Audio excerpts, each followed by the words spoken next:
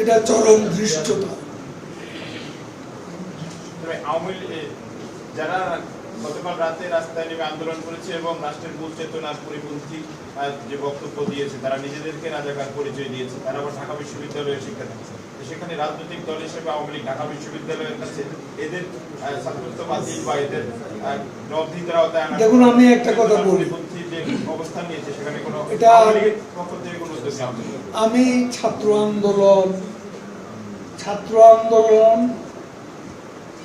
ছাত্র আন্দোলনের যে বক্তব্য, যেটা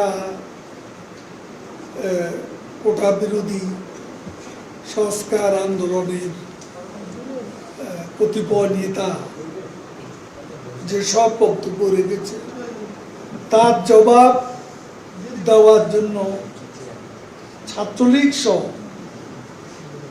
যারা তাদের এ আত্মস্বীকৃত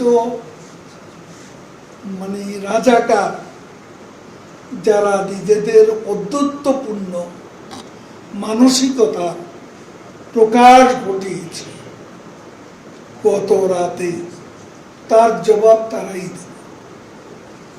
ছাত্রদের বিষয় ক্যাম্পাসের মধ্যে সীমিত। আমরা দেখি রাজনৈতিকভাবে কারা প্রকাশ্যে আসে, তখন দেখা যাবে আমরাও মোকাবিলা করতে প্রস্তুত। তাদের যে বক্তব্য স্বাধীনতার চেতনা বিরোধী যে দেওয়া হয়েছে কালকে, এই বক্তব্যকে আপনারা কি রাষ্ট্রবিদ্রোহী বা রাষ্ট্রদ্রোহিতার বক্তব্য বলে মনে করেন? সবই তো বললাম, রাষ্ট্রদ্রোহিতা বলেন কিনা তাদের এই বক্তব্য? আমি যা বলার তাই বলেছি।